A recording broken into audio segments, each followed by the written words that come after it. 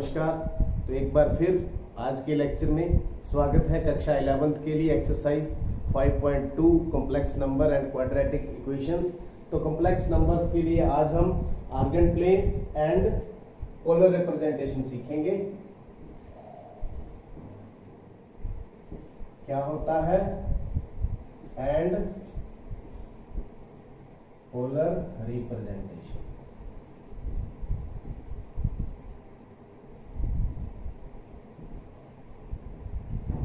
देखिए Argand plane क्या होता है, इससे पहले आपको मालूम है कार्टेशियन प्लेन। ये देखिए ये कार्टेशियन प्लेन है। This is x axis and this one is y axis. तो हम कोई भी पॉइंट लोकेट करते हैं तो किस तरह से लोकेट करते हैं, जैसे 1 1, मतलब value of x is 1 and value of y is 1। Suppose करो this is 1, this is 1, this is the point. तो ये तो था हमारे पास सिंपल एक्स एक्सिस और वाई एक्सिस के लिए। लेकिन आर्गन प्लेन के अंदर हम जो कॉम्प्लेक्स नंबर सीख रहे हैं उसको किस प्रकार से रिप्रेजेंट किया जाता है, आप देखिए। फर्क सिर्फ दोनों में इतना है, यहाँ एक्स एक्सिस है, यहाँ हम कोई भी एक कॉम्प्लेक्स नंबर है जैसे z is equal to a plus iota b या x प्लस एयोटा y। तो ये x एक्सिस और y एक्सिस ना होकर के ये होगा रियल, तो ये होगा इमेजिनरी एक्सिस।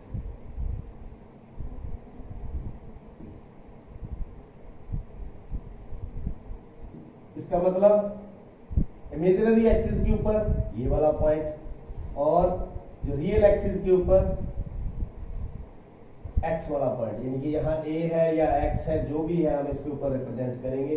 जैसे सपोज कीजिए हमारे पास ये है 1 प्लस 3 एयोटा, 1 प्लस 3 एयोटा। तो यहाँ पर रियल पार्ट कौन सा है, 1, और इमेजिनरी पार्ट कौन सा है, 3 एयोटा। या इसकी वैल्यू ले लिया 3, क्योंकि इमेजिनरी है तो एयोटा तो अंडरस्टूड ही है। तो 1 और 3, तो यहाँ अगर 1 है, यहाँ कितना है 3 है, तो इसकी पोल रिप्रेजेंटेशन यहाँ पर ये शो करेगा 1 प्लस 3 होता है, यानी कि 1 3 कह लो। ये this is real, this is imaginary part. इस तरह से आर्गेंट प्लेन इसको हम बोलते हैं। यहाँ हम कार्टेशियन प्लेन में बात करते थे, यहाँ हम बात करेंगे आर्गेंट प्लेन के अंदर।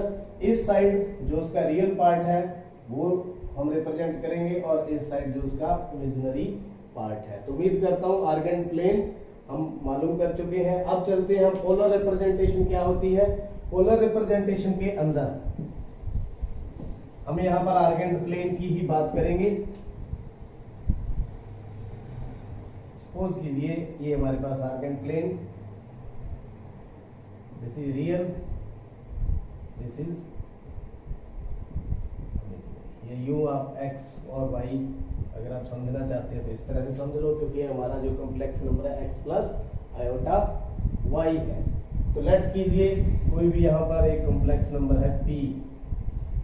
पहले हम उसकी किस तरह से रिप्रेजेंटेशन देते थे, x और y, x और y। इसका मतलब क्या है,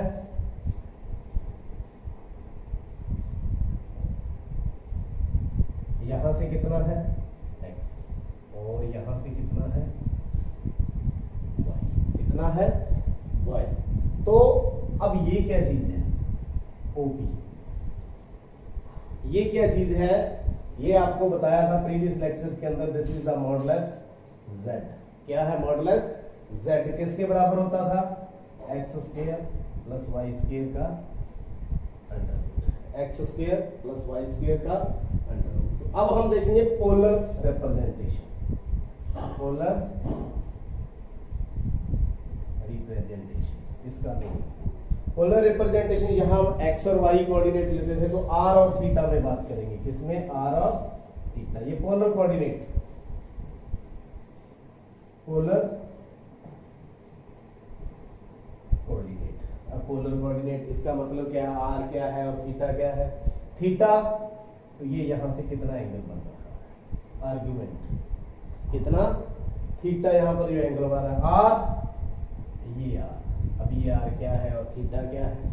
अब यहां से देख सकते हैं ये जेड भी है, आपको पता है जेड मॉडुलस मींस जो जेड मॉडुलस है वो किसके बराबर होता है, आर के। किसके बराबर होता है, आर के। अब बारी आती है ठीक जो पॉइंट्स है हमारे एक्स और वाई। अब देखिए हमने किस में लेके आने हैं पॉइंट्स, जो कोऑर्डिनेट है आर और थीटा में, आर और थीटा में। अब देखिए अगर अपन साइन थीटा कॉस थीटा की बात करें, this is base, this is hypotenuse, base hypotenuse. तो देखिए base over hypotenuse is equal to cos theta.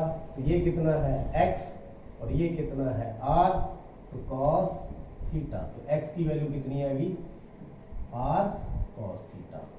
In the same way यहां मैं ट्रायंगल का नाम दे देता हूं POR। In the same way triangle POR जो राइट ट्रायंगल है, तो यहां पर अगर देखिए तो ये कितना है, y है, तो y over r means perpendicular over hypotenuse is equal to sine theta. तो y की वैल्यू कितनी आ गई, r साइन थीटा। मींस ये जो कोऑर्डिनेट जब हम पोलर रिप्रेजेंटेशन में बात करेंगे तो ये कोऑर्डिनेट होंगे r cos theta r sin theta. मेरे ख्याल से आप समझ गए होंगे किस प्रकार से हम पोलर रिप्रेजेंटेशन इनकी करते हैं। अब आगे चलते हैं, थोड़ा थोड़ा और जो इससे रिलेटेड टर्म है उसको भी करेंगे। अब इसी को हम रिप्रेजेंट किस प्रकार करें, ये हो गया Argand plane, real axis, imaginary axis, this is point. Point को किस प्रकार लिखेंगे, r cos theta r sin theta. This one is r और ये p ये o। तो ये आर्गन प्लेन के अंदर जो कोऑर्डिनेट है r और थीटा के अंदर आ चुके हैं। अब यहां हम बात कर रहे थे क्या जेड मॉडुलस r के इक्वल है, z modulus is equal to r is equal to x square plus y square. क्या ये इक्वल आएंगे, तो x की वैल्यू यहां पर कितनी है, r square cos square theta, y square means r square sin square theta, सारे का r स्क्वायर कॉमन ले लिया, cos square theta plus sin square theta, सारे का। तो ये किसके बराबर होता है, 1 के। तो r स्क्वायर इंटू 1 का under root is equal to r। तो आप देख सकते हैं z मॉडुलस r के इक्वल है। मींस अब आपको मालूम हो चुका है ये r क्यों है और ये मॉडुलस भी है। तो मॉडुलस आप इस तरह से भी आप कैलकुलेट कर सकते हैं जब हमारे पास कोऑर्डिनेट क्या हो, r cos थीटा और r sin थीटा। अब चलते हैं आगे, आर्गुमेंट। आर्गुमेंट किसको बोलते हैं और कैसे कैलकुलेट, आर्गुमेंट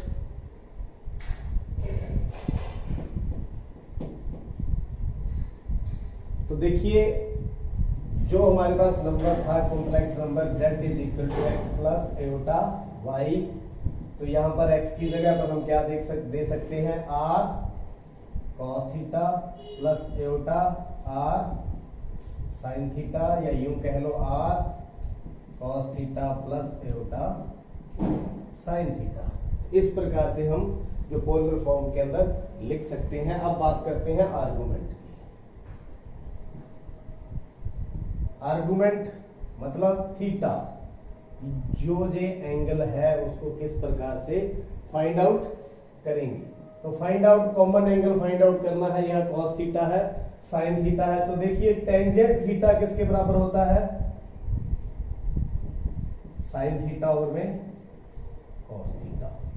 यहां पर देखिए हमारे पास r sin थीटा और r sin थीटा और r cos थीटा। तो देखिए r से r जो है हम कैंसिल करके वही sin और cos आ जाता है, that is equal to tangent theta. अब sin थीटा, फिर अब r sin थीटा की वैल्यू कितनी है, यहां पर कितनी है, r sin थीटा की वैल्यू कितनी है y, और r cos थीटा की वैल्यू कितनी है, r sin थीटा की वैल्यू कितनी है y, और r cos थीटा की वैल्यू कितनी है y। x। तो इसको हम ऐसे भी लिख सकते हैं क्योंकि r cos theta r sin theta ये किसके बराबर हो जाएगा, टेंजेंट के बराबर। यूं भी लिख सकते हैं, y क्या है, इमेजिनरी है, इमेजिनरी z ओवर में रियल z, सारे का मॉडुलस। और फिर हम यहां से क्या कैलकुलेट कर लेंगे, थीटा कैलकुलेट कर लेंगे। जैसे फॉर एग्जांपल मैं आपको एक एग्जांपल ले लेता हूं, 1 प्लस आयोटा अंडर रूट 3, ये हमें कैलकुलेट करना है। अब यहां पर अगर हम इस फॉर्म में लेकर चलें तो ऐसे हम लिख सकते हैं, टेंजेंट थीटा बराबर में इमेजिनरी जेड कितना है, अंडर रूट 3, और रियल जेड कितना है 1। तो कितना आ गया, tangent theta is equal to under root 3 is equal to under root 3। अब थीटा की वैल्यू यहां पर कितनी है, अब थीटा कितने पर अंडर रूट 3 होता है, टेंजेंट पाई बाई 3 पे, यानी 60 डिग्री पे अंडर रूट 3। तो what is the value of theta, pi by 3। तो this is the argument, this is the argument. अब एक समस्या जो आपके सामने है वो ये आने वाली है क्वाड्रेंट की। अब आपको क्वाड्रेंट, आपको मालूम है क्वाड्रेंट क्या होते हैं। क्वाड्रेंट के अंदर ये थीटा कैसे कैसे लाई करता है, यहां से 0 degree, pi by 2 degree, pi, 3 pi by 2 और 2 पाई, ऐसे घूमता है। अगर ये वाला जो पॉइंट है फर्स्ट क्वाड्रेंट में है तो ये कितना होगा, थीटा। अगर सेकंड में है, ये वाला पॉइंट, तो इसकी वैल्यू क्या होगी, अलग होगी। फिर क्या हो सकता है, थर्ड में भी हो सकता है, यहां भी हो सकता है। तो यहां पर कितना होगा, पाई माइनस थीटा, और यहां फिर कितना होगा, पाई प्लस थीटा। अब फोर्थ में भी हो सकता है, ये घूम के यहां भी आ सकता है, ये पॉइंट फोर्थ में भी आ सकता है। तो यहां यूं भी लिख सकते हो, 2 pi minus theta, 2 pi minus theta. तो ऐसे इसकी वैल्यू आती है। लेकिन हम यहां पर बात करेंगे अगर पर्टिकुलर केस नहीं है तो प्रिंसिपल आर्गुमेंट की, इसकी प्रिंसिपल आर्गुमेंट। अब प्रिंसिपल आर्गुमेंट का मतलब क्या है, प्रिंसिपल आर्गुमेंट जो यहां पर थीटा है वो लाई करेगा माइनस पाई और पाई के बीच में। किसमें लाई करेगा, माइनस पाई और पाई के बीच में लाई करेगा। अब उसको किस प्रकार से बात करेंगे, जैसे हमारे पास एक सिचुएशन ये है, ये दूसरी सिचुएशन सेकंड क्वाड्रेंट की, अब ये तीसरी सिचुएशन, ये फोर्थ सिचुएशन। अगर यहां है पॉइंट तो टेबल के द्वारा हम बात करते हैं।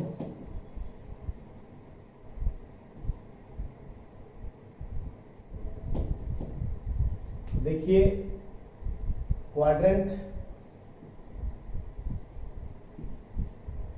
यहां पर एंगल, अगर क्वाड्रेंट फर्स्ट है, अगर क्वाड्रेंट फर्स्ट है तो एंगल जो है वो किसके बराबर होगा, थीटा ही होगा। कितना होगा, थीटा।